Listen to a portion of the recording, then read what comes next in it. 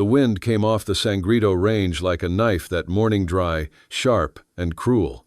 It stirred not just the dust, but something older in the bones, something that hadn't been named in years. Caleb Brannan rode with one eye on the bruised horizon and the other on the cracked sagebrush plains. His fingers brushed the worn leather grip of his Colt .45, more from instinct than fear. A storm had rolled through the night before, howling like a widow in mourning, snapping fence posts like matchsticks, dragging ghosts out of the dirt. Caleb knew this land too well to trust silence, but today, the hush pressed on his eardrums like a warning. If you love cowboy love stories, partner, drop a ton of number 1S in the comments. This is Wild West love, and it's about to get wild. Then he heard Ita whistle, thin and metallic, followed by the distant chug of steam. The 1020 freight from Laramie was coming through the East Pass. And something wasn't right. His mare, Bella, twitched beneath him, ears pinned back. Then he saw it. Down past the ridge, on the stretch of track that cut through dry hollow, the sun glinted off metal, not just the rails, but chains, and between those rails, a body. Number A, girl. Caleb spurred Bella hard. As he galloped closer, his heart thudded like a war drum. She lay across the tracks, arms and ankles bound, rawhide tight against pale skin. Her chest rose in shallow jerks. Her long black hair fanned around her like ink on parchment, and right beside her, a wooden sign hammered into the dry ground. The white never ask, they claim. Black powder scorched the letters into the wood. A message. A threat. A curse. Caleb threw himself from the saddle while Bella still moved. He hit the dirt hard, boots scrambling. The train was less than a minute out, its smoke already casting a shadow. God damn it, he growled, dropping to his knees beside her. She was Lakota young, maybe 17, her cheeks streaked with blood and dirt. Her eyes fluttered open as he fumbled with his knife. Hold on, darlin'. Don't you dare leave on me. The rawhide cut deep. It fought him like bone. He hacked through one wrist, then the other. The train screamed around the bend. The earth trembled. Don't look, he barked, hauling her into his arms. She winced but didn't scream. With one last roll, Caleb dove off the tracks, clutching her tight. The train tore past with a roar, its iron belly missing them by inches. Dust and gravel exploded around them. They lay still in the sagebrush, her body limp against his chest. Caleb panted, sweat and dirt clinging to every inch of him. He looked down. Her eyes were open again, wide and glassy, but alive. You're all right, he said, unsure if it was for her or himself. You're safe now. She blinked once, then fainted. Later, in his cabin tucked between Dead Man's Bluff and the winding fork of Snake Creek, Caleb laid her on the old bed his wife used to sleep in. He hadn't touched that bed in 4 years. He boiled water, cleaned the wounds. She was more than 100 pounds, ribs sharp under the torn cotton dress, feet bloody from running. Bruises patterned her thighs, wrists, and collarbone. He found something else too. On her back, scorched into the skin with ink and fire. A spiral, feathered with arrows and fire lines. He sat down hard, staring at it. That was a Lakota sacred mark. But more than Thathed, seen a matching one in the camp Morgan had burned to the ground, the same season Caleb's wife and son died. Coincidence? He didn't believe in that word anymore. When she woke that evening, he sat across the room, revolver on his lap. Not aimed at her but not far. She looked at him through cracked lips. Where am I? Safe, he said. For now. She struggled to sit up but winced. You saved me. Don't thank me. I ain't done yet. What's your name? A beat. Then a whisper. Don't remember. You Lakota? Yes. I think so. He poured water into a tin cup, passed it to her. Well, he said gruffly, eyes narrowing, till you remember who you are. I'll call you Ash. She nodded. He almost smiled. Almost. But that night, after the fire dimmed, and the coyotes started howling from the canyon ridge, Caleb couldn't sleep. The way she flinched in her dreams, violent, guttural, like she was choking on fire. The way her arms curled protectively over her stomach in sleep. The way she whispered in Lakota under her breath, words he hadn't heard in a decade, since the war. He sat outside the cabin, pipe cold in his mouth. The stars above Snake Creek blinked down like watchful ancestors. "What the hell have I dragged into my life again?" he muttered. A gust of wind rustled the cottonwoods. Inside, the girl stirred, then screamed. I ran in. She was sitting up, eyes wide, chest heaving. "No more fire. Please, no more," she sobbed, shaking her head violently. "Don't burn my brother. Please, take me, instead take me." Caleb froze. She was still dreaming. Or maybe not. He stepped closer, gently put a hand on her shoulder. "Ash, you're safe now. No one's gonna hurt you here." She looked up at him, lost, broken. "Why would they do that?" she whispered. "We didn't take anything." "I don't know," he said, voice low, "but I aim to find out." And for the first time in 4 long years, Caleb Brannan felt the dead weight in his chest shift. Not vanish, but shift, because now he had something to protect again. And maybe, just maybe, that meant there was still a reason to stay alive. Ash hadn't spoken a word since the rescue. The desert sun had climbed higher, sharpening shadows and turning the plains into a sea of glinting dust. Caleb had ridden with her slung across his saddle, careful not to jostle her too much. When they reached his shack, a weather-bleached cabin some 14 miles north of Dust Hollow, he laid her on the only bed he owned, a coarse blanket draped over old cedar slats. He'd expected her to sleep, to cry, maybe to scream, but she did none of those things. Instead, she stared. Not at him, not at the ceiling, just through. Past the cracked wood of the cabin walls, past the sun-scorched horizon, into a memory only she could see. "Water's boiled," Caleb said, holding out a chipped tin cup. "Ain't got much, but it's clean." Ash took it slowly, her fingers brushing his a contact that made him flinch, not from fear, but guilt. That same terrible, creeping guilt that had been festering in his gut since he cut her free. Because the plaque. Because of the words carved into it. The white never ask, they claim. He hadn't carved it. But maybe, in some way, he had helped shape the hands that did. "Why'd you save me?" Her voice was low, cracked like brittle leaves in autumn wind. Caleb took off his hat, running a hand through his dusty hair. "Didn't think anyone deserved to die like that. Not even an Indian?" She finished for him, eyes sharp now. Her stare could gut a man. "No," he said, meeting her gaze. "Not even someone who's got reason to hate me." This fic. Silence again. Then Ash turned her head toward the window, the bruises on her cheekbone darkening in the angled light. "Your people hung my brother 2 summers ago," she said, her voice empty. "Said he stole a horse. It was his, marked with our family totem. They didn't ask, just dragged him from the canyon trail and left his body swinging like a warning." Caleb sat down hard on the floorboards. "I didn't know." "You never do." A long breath. The wind howled outside like a mourning woman. "I left the Rangers a year ago," Caleb said finally. "Thought I could do better outside the badge, but maybe it's too late to be better." Ash looked at him. Not through him. At him. "How many did you shoot?" He didn't answer. That was answer enough. Ash sat up, wincing. The ropes had burned rings around her wrists. Caleb moved toward her with a cloth and salve, but she raised a hand. "I'll do it." He nodded and backed off. Outside, 2 jackrabbits skittered across the sand. A hawk circled above. Caleb watched her from the porch later, as she stepped out into the red dusk, wrapped in a wool blanket, eyes fixed on the darkening west. "Why'd they do it?" she asked, voice breaking for the first time. He didn't pretend not to know what she meant. "To make a point," he said, "to remind everyone who writes the rules out here." Ash blinked fast. "I thought it was just Morgan.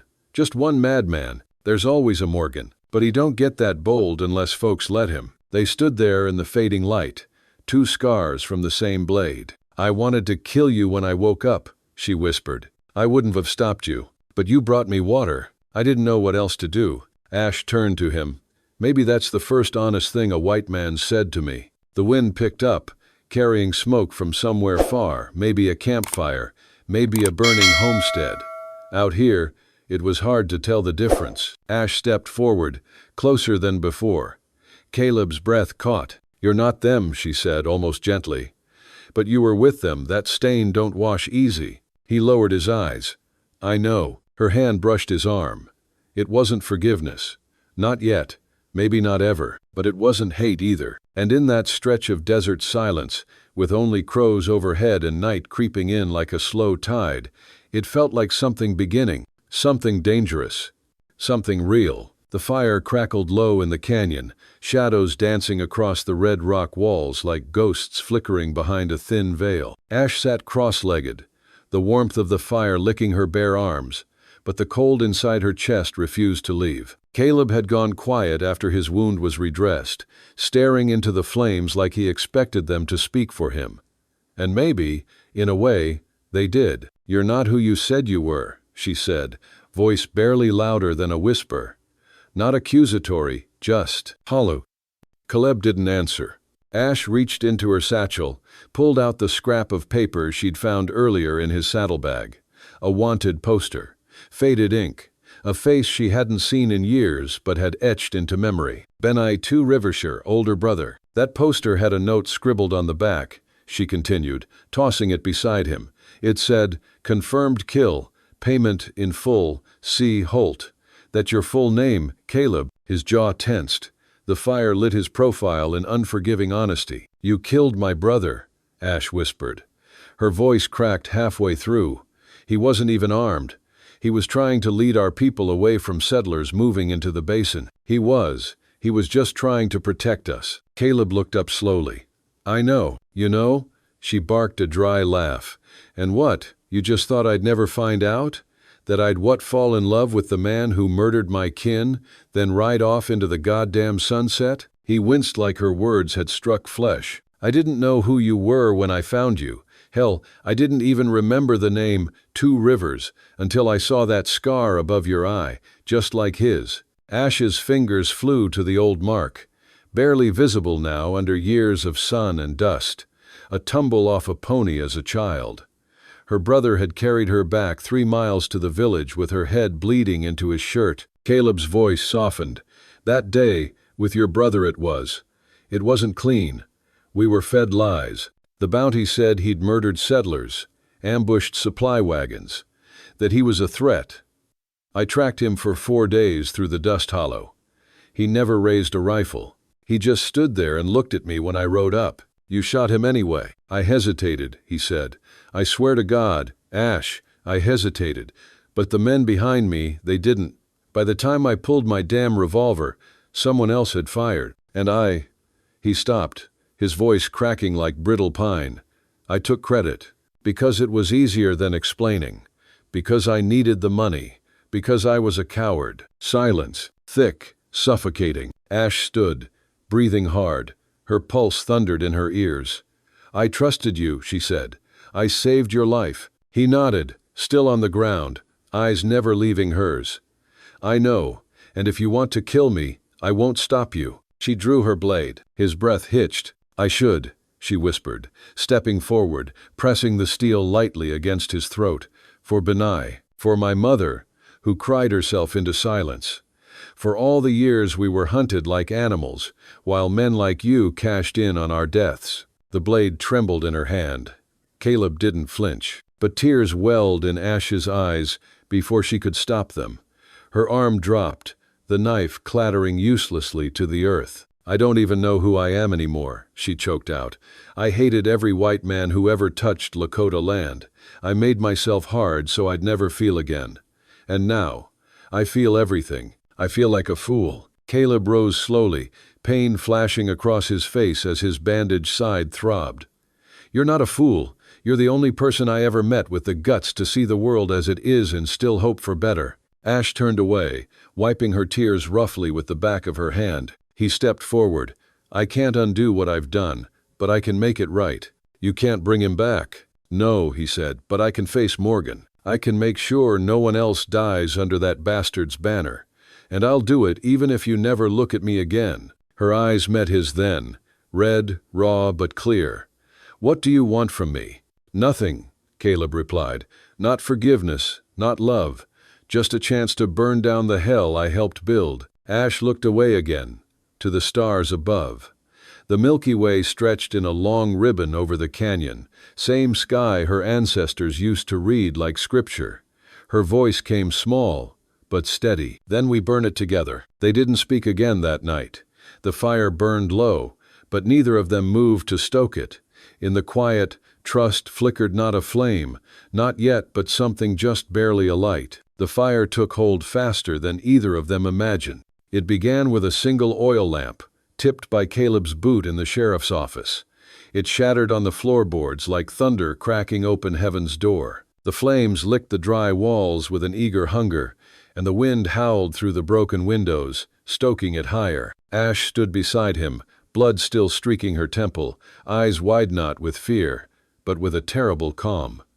Caleb had never seen anyone look so composed while the world burned behind her. She clutched the small canvas satchel close to her chest inside, the ledgers and land deeds Morgan had stolen, the final proof of the devastation he'd wrought across reservation land. Outside, the town of Sangrito began to stir, shouts slicing through the smoke like arrows. But Caleb didn't flinch. He had waited too long to run. Now he would burn the devil down behind him. "Are you ready?" Ash asked, voice hoarse from smoke and grief. Caleb nodded, jaw clenched. "Let's go." They burst from the office just as the roof gave in behind them. Sparks leapt into the air like fireflies on a warpath. Gunshots cracked to the left. Morgan's men, confused but loyal to the last paycheck. Caleb didn't look back. They raced toward the stables. Ash stumbled once, her boot catching on a loosened plank, and Caleb caught her by the arm, steadying her without a word. Their fingers locked for just a second, hot, trembling, alive. That brief contact felt more intimate than a kiss. In that grip was trust, regret, hope, all burning brighter than the fire behind them. Inside the stable, the horses whinnied and kicked in panic. Caleb went to Ranger, his black gelding, who had waited days too long for this moment. Ash took the smaller mare, Dustflower, Lakota-bred beauty, swift and wary like her rider. As Caleb tightened the reins, he heard a voice cut through the roar. "Caleb!" Morgan's voice. Raw, betrayed, still full of power. Caleb turned. Morgan stood at the edge of the flame, shotgun in one hand, his coat smoldering at the edges. His eyes locked on Caleb, then flicked to Ash. "You ungrateful bastard," Morgan spat. "You'd burn it all for her?" Caleb didn't blink. "I'm burning it for what's right." Morgan cocked the shotgun, but Ash had already raised the Colt .45 she took from Morgan's desk. Her hands didn't shake. Her voice was a whisper when she pulled the trigger. "One for my father." The shot rang out. Morgan stumbled backward, red blossoming at his shoulder. He dropped the shotgun, grasping the wound, mouth wide with fury and disbelief. Ash didn't wait. She mounted Dustflower in a single swing and looked at Caleb. Now, they rode. Through the outskirts of Sangrito, through dry gulches and burning fences, past old ghosts and fresh sins. The land welcomed them with silence, and the sun began to rise with a reluctant gold, as if unsure if it still belonged to such a broken world. For hours they rode, wind whipping hair and memory alike, neither speaking. Behind them, Sangrito shrank into smoke and ash. Ahead lay open desert, painted with cactus and bones, and a sky too wide for grief. It wasn't until night fell again that they stopped an abandoned sheepherder's shack tucked into the cliffs near Mesa Diablo. Inside was dust, straw, and the stale smell of old animals. But it was shelter, and for now, that was enough. Ash sat by the window, staring at the stars. Caleb, across from her, unwrapped the last of their jerky, offered her half. She took it without looking. "Do you think he'll die?" Caleb's voice was low. "Does it matter?" Ash didn't answer for a long while. Then, "It should." Caleb leaned forward, elbows on knees.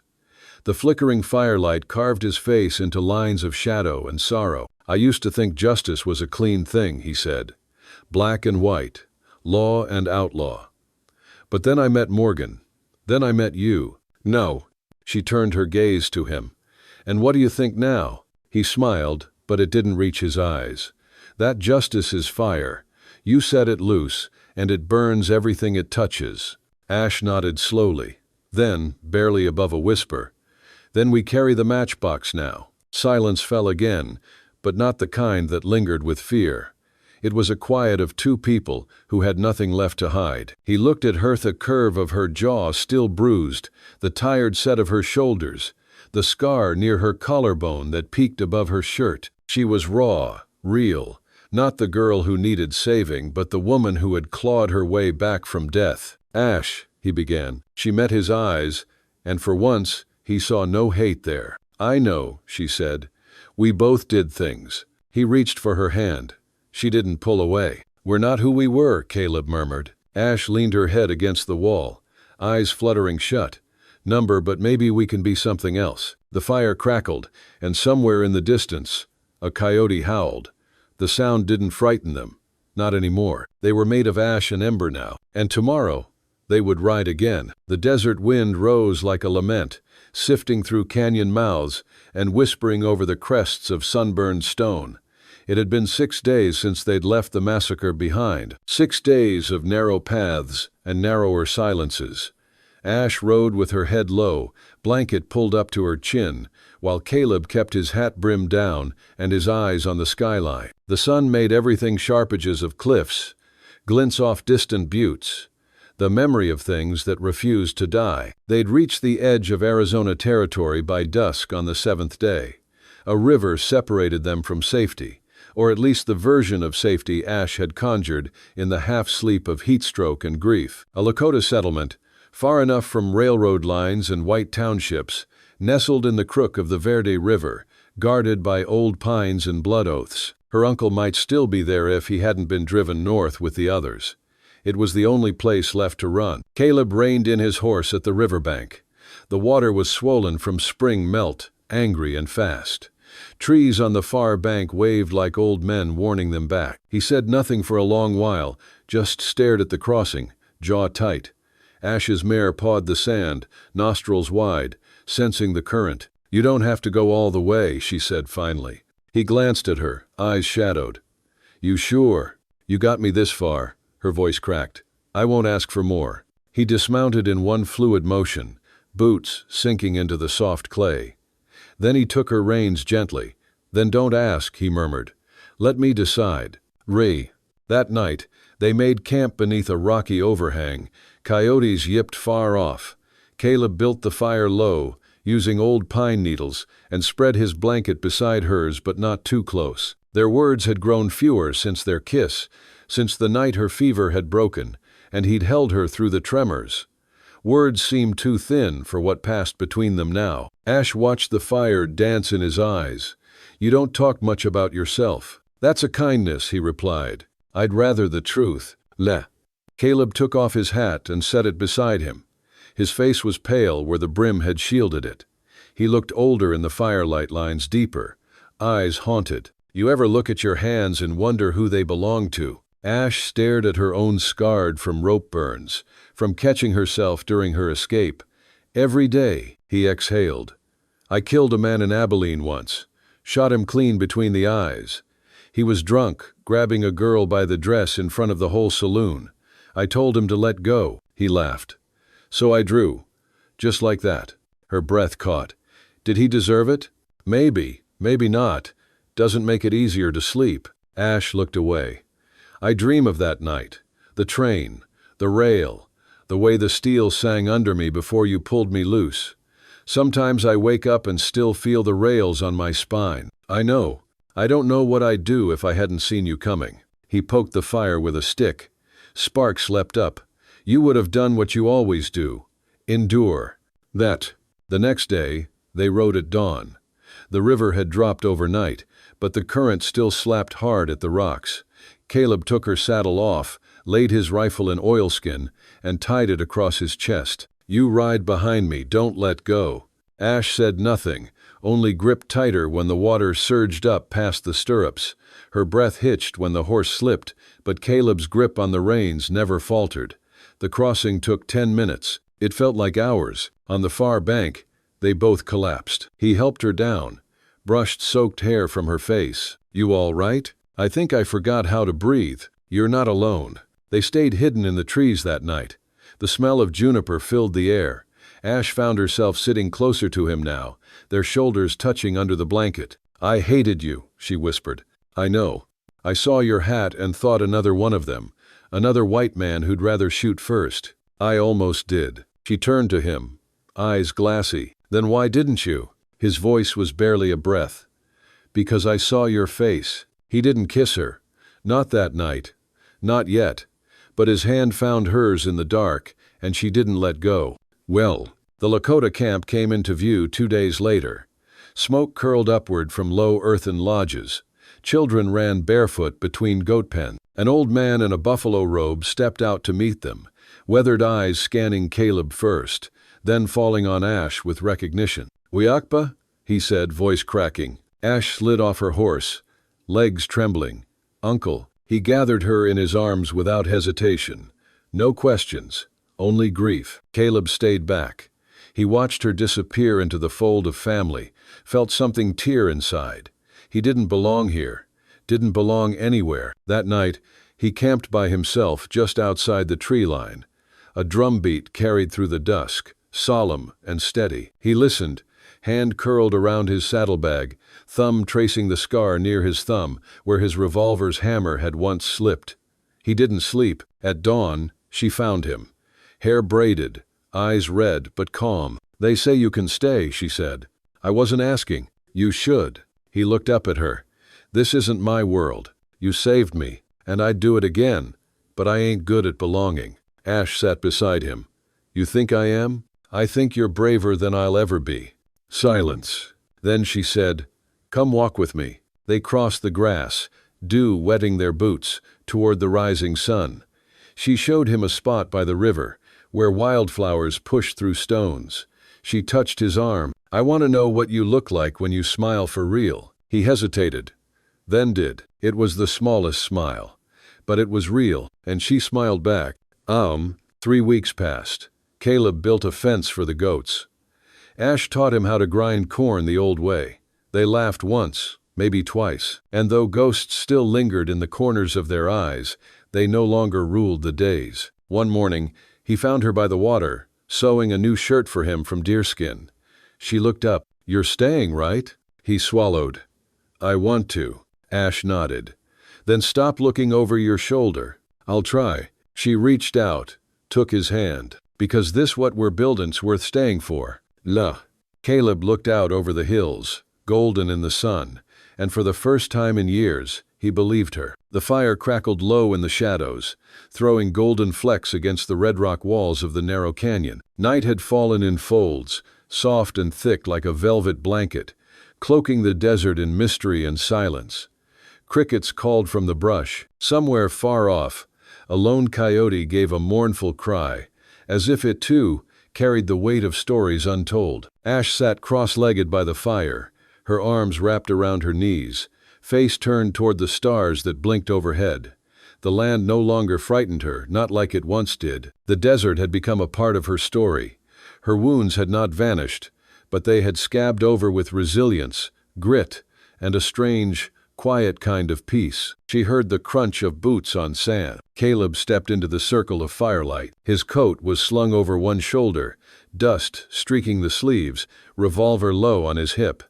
But it wasn't the image of the gunfighter she saw now, it was the man beneath. The quiet ache in his eyes, the lines of regret etched into his brow, the gentleness that had taken root behind the scar on his cheek. He knelt beside her, careful not to startle. "I didn't mean to wake you. I wasn't sleeping," she murmured. A long pause.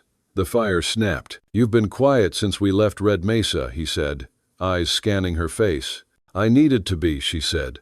"Everything I thought I knew about you, about myself, got turned inside out." She looked at him. Her voice didn't tremble, but her fingers did. "I should hate you." "I know," Caleb said, eyes steady. "You killed people. You buried truths so deep they almost swallowed me whole." "I know. But I don't hate you, Caleb." Her breath hitched.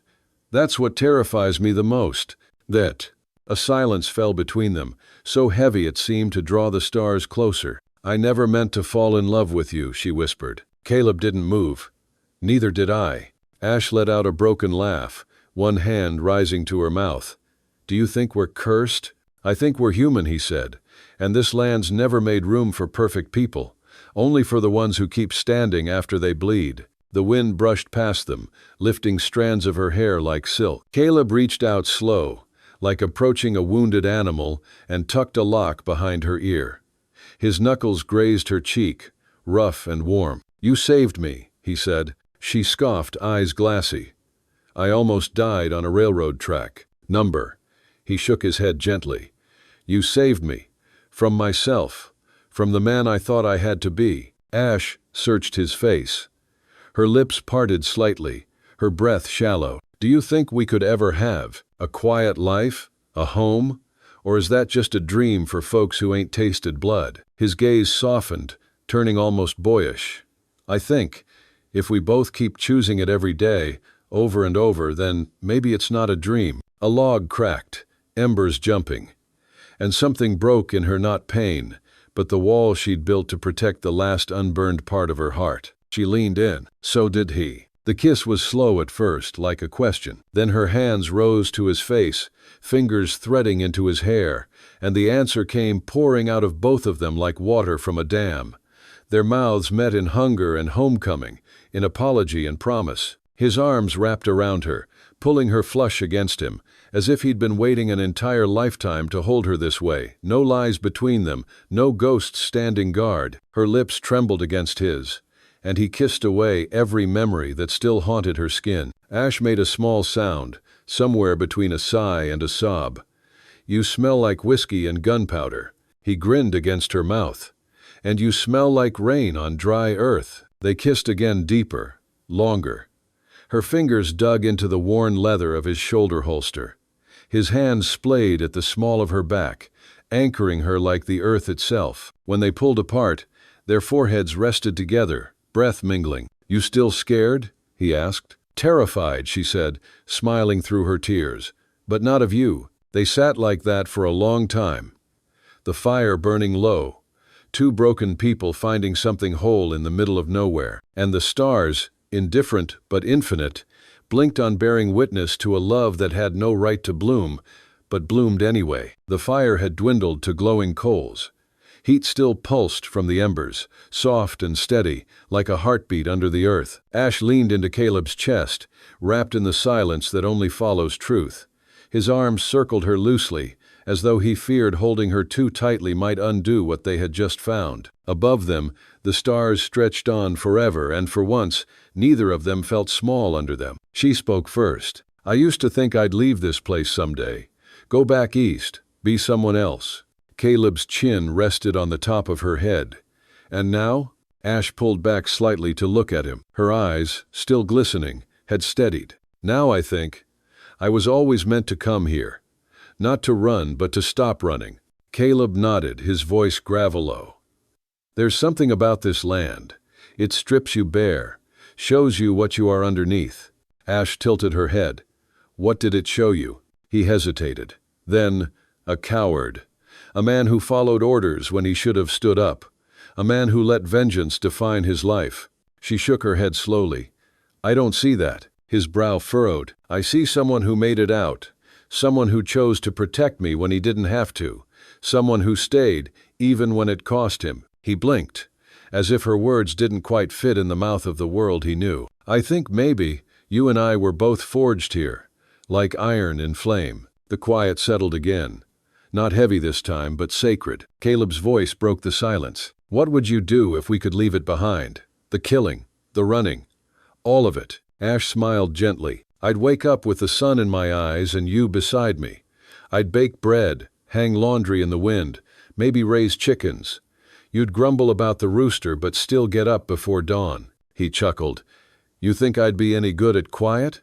"I think you'd learn," she said. "We both would." They were quiet for a beat. Then Caleb said, "Ash, Mem, I don't want to lose you again." She looked at him, serious now. "Then don't." His thumb brushed her cheek. "It won't be easy. The people we've crossed, they don't forget. And I ain't the kind of man towns welcome." She reached up and took his hand in hers. "Then let's find a place no one's looking." His eyes searched hers. "You sure?" She leaned in, pressing her lips softly to his again, not in heat this time, but in certainty. "I'm sure." Far in the distance, a new wind began to rise, the kind that carried change. It swept through the canyon, tossing ashes and dreams alike into the stars. And in that moment, Caleb and Ash weren't fugitives or ghosts.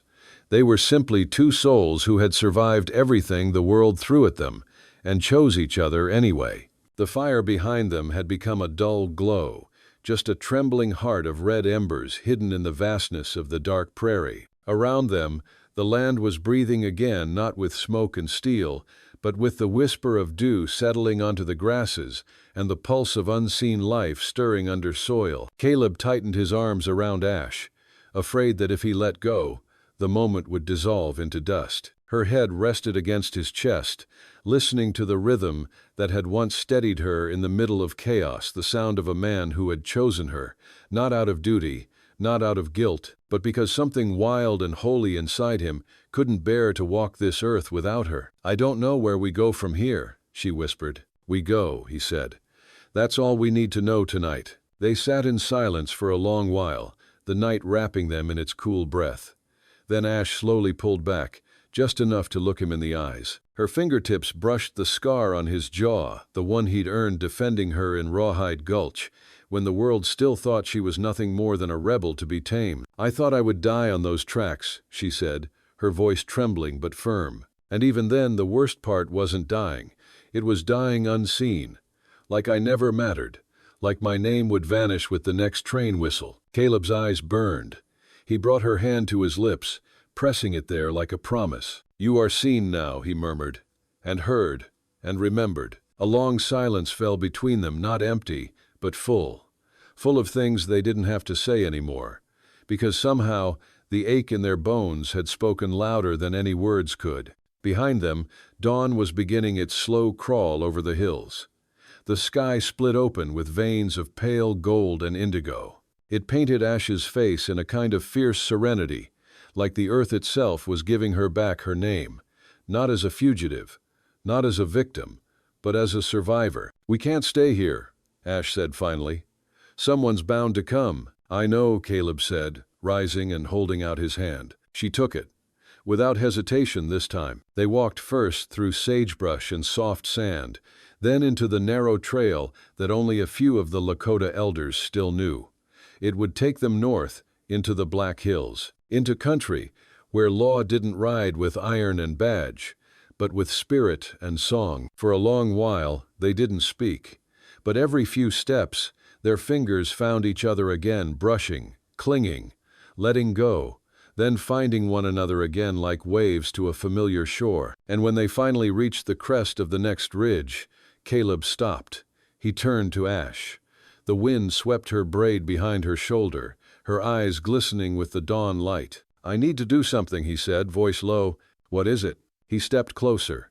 His hands cradled her face, rough thumbs trembling against her cheeks. "I've waited through too many lives to miss this one." And then he kissed her, not with desperation, not with hunger, but with something deeper, a kind of reverence, like he was kissing every part of her that had survived flame, betrayal, iron, and silence. The kiss broke gently, only for Ash to pull him back with her own urgency, answering him with all the nights she had begged for hope, but found only ash.